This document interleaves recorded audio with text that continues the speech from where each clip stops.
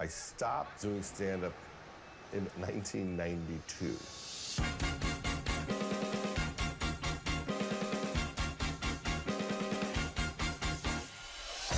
We have a very special guest. Get excited, come on! Please welcome Judd Apatow. Thank you. Don't you have like $1 billion? What are you doing specials? You have everything to lose. You're doing stand-up. They need more white men. I heard them say that. I said to my daughter, I don't know if I can do this. I'm getting really nervous. And she goes, then don't do it, Dad, don't do it! It's amazing I can draw a crowd, isn't it? If I'm walking down the street and somebody says, are you Judd Apatow? If I say no, they go, all right. I watch that show Hoarders, and I root for the hoarders not to throw out their stuff. I'm like, don't throw out that bird cage, you might get a bird. A lot of people smoke pot with their kids. This is what happens, you turn 18, and suddenly your parents are like, hey, we could be friends now. The truth is, I love cocaine. I'm not sure how long I want to live. I don't want to be sick. I don't want to be all messed up. If there's any doubt, pull the plug. If they say we're not sure, pull it. Just err on the side of too early. If they say I'm going to pull through, pull it. Mr. Apatow, thanks for being here. It's a pleasure to be here. It's a pleasure to have you here. How are you feeling today? I feel good. I just read a tweet and someone said that I looked nervous on my special and it would have been better if Jimmy Kimmel played me. So you enjoy your own mean tweets then, on your own, not even for the sake of a bit. Exactly, and I thought, well, I think they're right. Well, of course Jimmy Kimmel would be better doing it. Why is that not even a question? We know that. It'd be so weird if he was pulling up pictures of your kids and family members and telling jokes about that. It would have been like one of those Kaufman movies, Charlie Kaufman movie. Yeah, exactly. Where Jimmy Kimmel takes over your life. So you started doing stand-up again, if I remember correctly, back when you were sort of promoting Trainwreck, right? And you were doing some stand-up stuff to sort of go on tour with the film. That's right around the time that you started doing stand-up again. Is that true? Well, when we were shooting the movie in the summer of 2014, I would watch Amy, and she would be hilarious, and then I would also see her come back from the road, and she was just having so much fun, I got jealous. And I remembered, oh, I used to do that. And it just reawakened all of my, need to be a comedian. Because when I was a kid, that's all I wanted to do. I didn't want to write movies and direct movies. I wanted to be Jerry Seinfeld. And I was obsessed with comedy. I used to interview comedians for my high school radio station when I was a little kid. Like I interviewed Martin Short and Steve Allen and Howard Stern and people like that. This is in 1983. And then I did it for 7 years and stopped because I was just getting way more writing work than I was performing work. You kind of talk about that in the special, the moment where someone kind of pointed out to you that you should be a writer and not a stand-up comic.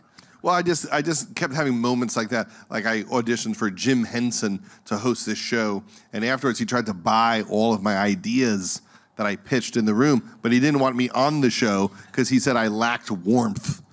And I was like, that's rough to hear from Kermit the Frog.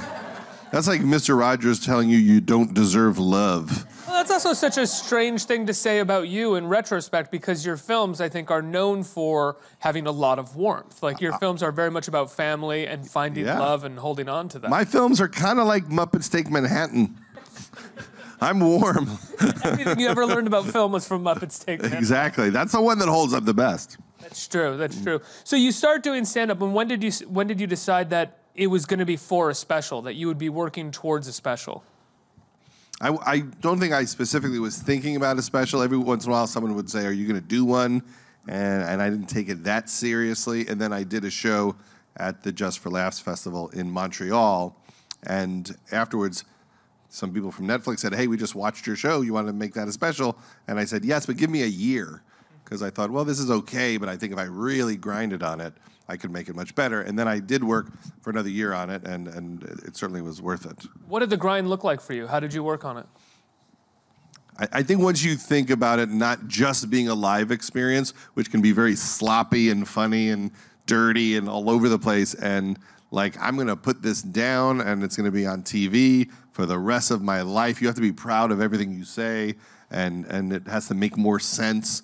and not just be, like a wild live experience. The jokes have to have momentum, and you have to kind of tell a story like you would a TV show or even a movie, right? Just Yes. sort of beat it out. Yeah, and I had to think, what do I want to say?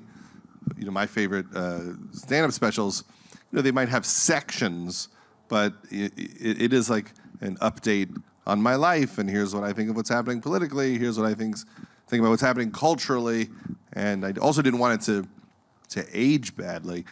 Excuse me. I didn't want it to age badly. If you talk about politics too much and you tape it in July and it airs in December, suddenly it can all not make any sense. Well, especially in this climate where each day is like a new fresh hell with a different perspective. Exactly. Except for today, we're inching out of that hell by just a. We got one free day. We were all allowed to have one moment of joy. It makes us realize how much we hate what's happening. Is that we got, this was joy. Oh my God, I forgot that there was joy. What is, oh my God, my heart. Yeah. Exactly. I'm not in a panic attack for 5 minutes. You do talk a little bit about politics in this, though, but very briefly. I will say I was surprised at how little you touched on it, just simply based off of someone who follows you on Twitter and hears you on talk shows and stuff. It seems like you sort of shied away from it more than you actually talk about it on the daily basis. I literally thought there was a chance Trump wouldn't be president by the time the special aired, so I just didn't know how to do it. I wanted to go on record of not being happy about. Even he would be impeached by the time it aired. Or just anything could happen. I mean, right. In the world of the Access Hollywood tape, any day the craziest thing ever could happen. So you don't want to have what you're saying not apply, and so I held back for that reason. Did you have a lot of other material that you sort of pulled out of this? Yes, I did. But I try to do that more on I'm on Seth Meyers tonight, so I'll talk about that stuff on there. Right. You know the platform for it. Yeah, you have to pick. Yeah, a platform where they see it that night. There's no real way to write a book about Trump because every day is nuts. So the book's going to be 7,000 pages. You could write a whole book about the last 5 days. That's true. 7,000 pages, all tweets, I think, all right? mad tweets that scared us to death. Trump administration told through tweets. Yes. Right. You could write a book just about him slurring his speech last week. What is that? That's not dry mouth. Yeah. No one talks like you. When you have dry mouth, you don't go. What is that? It's terrifying. What's happening in his brain? That's from eating too much Kentucky Fried Chicken. It's amazing his diet. He eats Kentucky Fried Chicken and Whoppers apparently on a daily basis. Yes. No fruit or vegetables. And he's 70 years old. How is he alive? Who knows? He could be a ticking time bomb. We have no idea what. But you always have that weird grandparent that just drank scotch their whole life and they lived to 90. You never know if he's just one of those weird freaks of nature. His body has figured out how to process, oil. He runs best on McDonald's oil. What I really loved about the special, and I said this to you in the green room, is that it really feels like watching one of your movies. It's very personal. Your family is a part of it in terms of showing photographs of them and then telling stories about it. And you're not afraid to talk about this sort of place that you live in terms of being around different kinds of celebrities. And you're still you're not bragging. You're kind of telling embarrassing stories about it as well. Is there ever a moment where you worry about having to pull that back, or how do you make this life that you live relatable? I just think that, no matter who you are and what you do, when you have kids and you're married, it has challenges. It doesn't make anything easier, when you have a teenager. It doesn't matter what your job is. Every kid thinks their dad's a dick. Even Johnny Depp's kids, oh, my dad with those fucking scarves,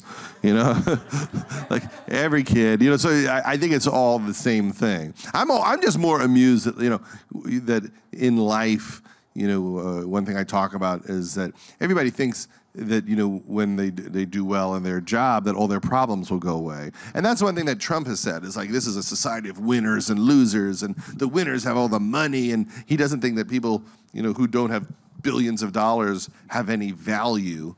And I just think that that's a weird philosophy to tell the nation. There's all sorts of amazing people who are way better than him who don't feel the need to have $1 billion. Some people don't really want that much, and they want to love other people and take care of other people, and it's not about having a gold helicopter. Well, it feeds into the sort of wish fulfillment lifestyles of the rich and famous culture that he was sort of born out of and has cultivated since he became famous. It's super weird. I don't know why. I don't know why the whole country isn't just like completely disgusted and horrified. I mean, even last night, the fact that he only won by 1% is like, wow. So we can beat a pedophile by 1%. That's the big triumph of America right now. So it's all very concerning. A man who prosecuted the KKK can only beat a pedophile by 0.5%, 1%. It's troubling, but hopefully it's headed in the right direction. Right. Do you think Johnny Depp ever holds up his children from getting somewhere because he's searching for his scarves, or like can't find a Dad? Come on! It's like, oh, I got 3 more scarves I got to find. I need a red one to balance out the blue. Have your daughters seen the special yet? Will they watch it? They probably won't watch it, I think. They just have no interest. It's not even like they're mad. They just could care less. Who would ever want to hear their dad talk? Like, if you were like, hey, I got this tape. My dad talks for an hour. Right. Would you want to watch it? You would run out of the house screaming. So I don't know if they'll watch it. Is that a weird thing that, like a stand-up special is an accomplishment, and you're working on this for a year, 2 years, maybe. I mean, if you started this with Trainwreck, started telling some of these stories, you're talking like 2 or 3 years at this point. Is that a strange thing that you can't share these accomplishments with your children because entertainment is so hard? You can't share any accomplishments with your kids. Kids don't care at all. I literally thought my kids are going to love that they've got a cool dad. I produced Superbad, for God's sakes. I wish my dad produced Superbad. You know how much like cool factor I get off of that? 0. And she likes Superbad, but she won't even accept that I was a part of it in any way. I mean, that's just, I think, what every kid feels because they're just watching you walk around in your underwear farting all day long, and they have no respect for you. It'll come at like 30. At 30 years old, it'll come. I doubt it. Really? You see no light at the end of that tunnel? I don't think. They much prefer Nathan For You. A wonderful Which show. They should. They got good comedy taste. They knock me right out. They're like... Speaking of taste, you produced one of the best movies of this year. You produced The Big Sick, which has been nominated for a bunch of awards. I think it got nominated for some SAG awards today. Yeah, excellent. Right? But it didn't get nominated for a Golden Globe. It did not. That's pretty insane. The Golden Globes people don't really understand comedy. If you've ever met them, you don't understand why. Like, if you met any guy or woman who votes for the Golden Globes, in 2 seconds you'd be like, yeah, they don't get jokes. They nominate The Tourist as like one of their best comedies. Yeah, well, they nominated, and it won. We lost the Trainwreck to The Martian. It just shows no understanding of even what humor is. They're like, Dunkirk is a comedy now. It's just a weird, a very nice group of people, but a very strange group of people. And people joke about it, even on the show. Like Ricky Gervais has made 10 minutes of jokes. Like, these are the weirdest people ever. But they are, and somehow they've found a way to create this show that's become prestigious and everybody goes, but they're just strange. I don't know if I'd follow their advice on life issues or movie recommendations. The Big Sick at this point is sort of is being pushed for a lot of awards. A lot of people are talking that there's going to be some Oscar nominations. When you guys finished the cut of that movie with Michael Showalter and Kumail and Emily, did you guys feel like you had something that could be sort of an award season contender? Or did you feel like you had a good comedy and like you never really know how these things are going to land? I never think about that. When it begins to happen, it's exciting. But while we're making it, I don't think about it. Just because movies with humor usually, for whatever reason, don't get that much respect.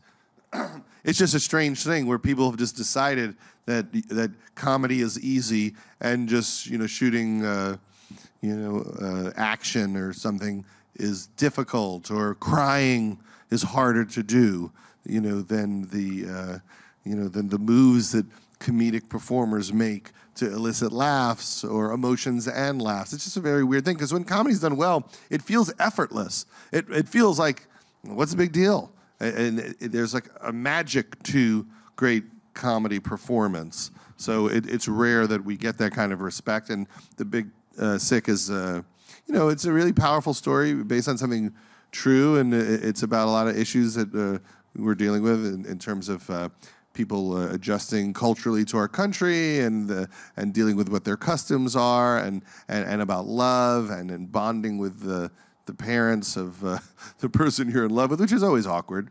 Especially in that situation too. That's a odd situation to have to bond. Yeah, and it's a beautiful story. It's a miracle it came out so well because it's such a strange, odd, delicate story. But Kumail Nanjiani and his wife Emily wrote a beautiful screenplay, and Michael Showalter, the director, just did a brilliant job. How long did you work with them on the screenplay? Like, what is a standard development process like with you and a screenplay that you think the idea is great at? Well, it usually takes a year or two. This probably took 3 to 3.5 because how do you make a hospital funny? How do you how do you make a coma funny? I mean, it took a long time to go. How can this be real and grounded? And where's the soul of this thing? And just scene by scene solving problems.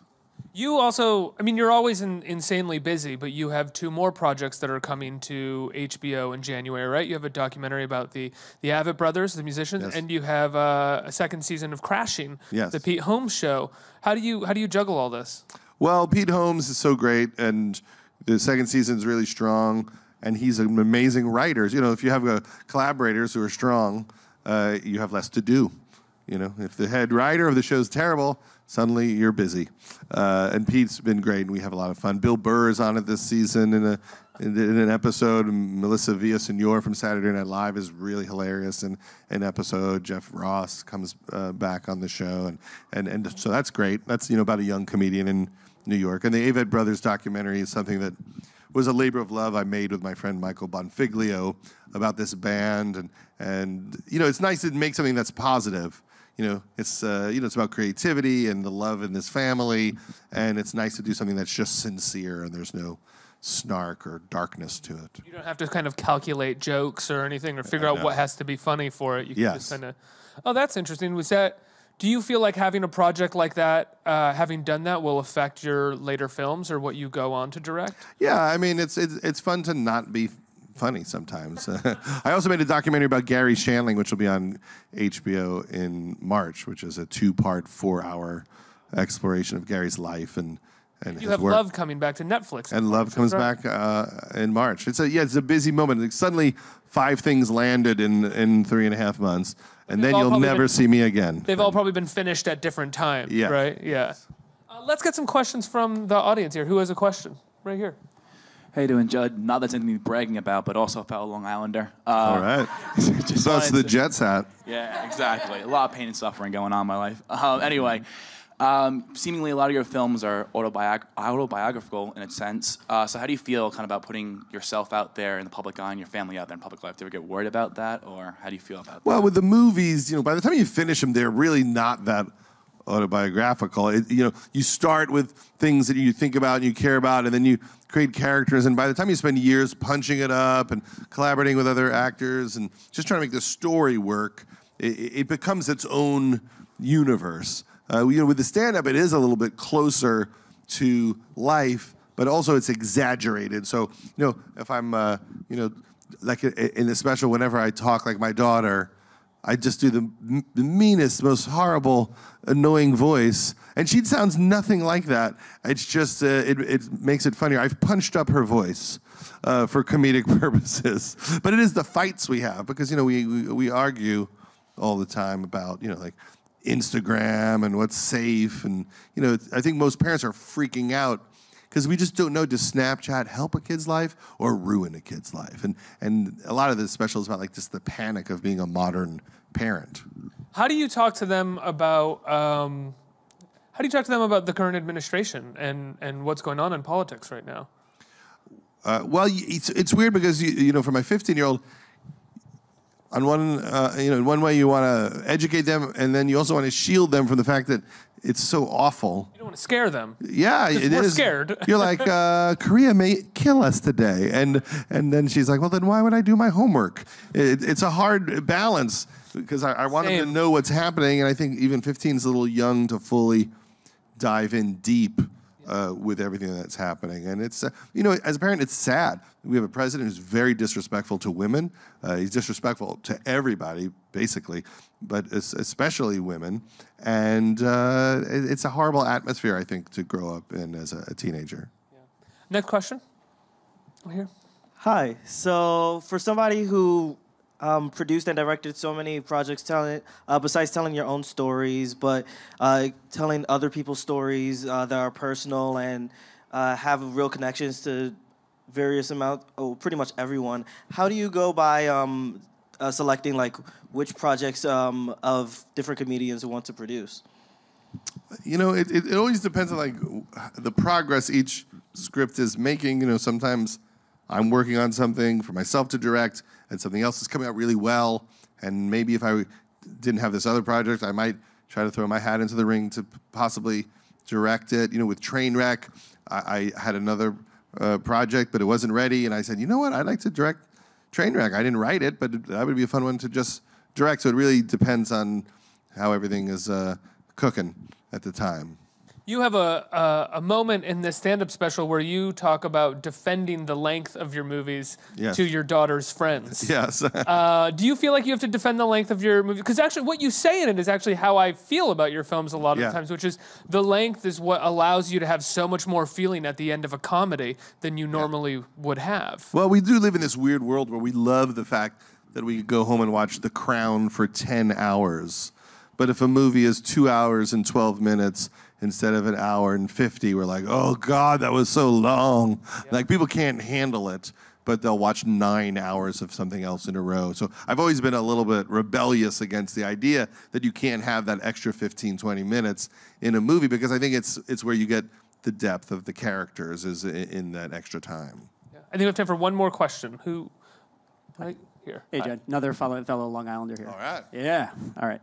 So my question is, when you're writing your movies, in particular the funny scenes, how do you balance between having the actors follow the script to the T versus giving them the framework and saying improvise and do what you think is right for that scene? Well, usually a scene just has a very simple intention. You have to get from A to B to C, and there's a bunch of ways to do it. So if someone's going to get mad at the end of the scene and storm out at the end, and they have a little fight right before, we have the scripted version of the fight, which we may have punched up for a year, and we'll shoot it, and then we'll say, all right, well, you know what we're going for. Let's improvise a little bit just to see what you would say if the words were different, and we might do that a few times. And then we might say, okay, now that we've watched it, let's do a quick rewrite based on how you improvised it, and let's shoot some of those lines. Because for me, I just don't want to get into editing, and I don't have much to play with. Because sometimes you get into editing, and the scene that felt great on the page is not good at all. So I always want to have some flexibility to fix it. What's the hardest part? And this is my last question, so I really have to let you go. But what's the hardest part of being creative for you, whether it's writing or directing? What's the thing that you always have to kind of jump over that hurdle to finish the project or get to where you need to go? I think it's just trusting yourself, just to let go, get off the internet and just sit in silence and listen to your mind and listen to your unconscious tell you what you're thinking about and what you're trying to express, and just having, trust that, ideas come to you for a reason. So sometimes when an idea pops up, I try to take it very seriously, because I think, why did my brain hand that to me? Because it's not like I was working on it. I might be in the shower, and they'll just say, I think this is the ending.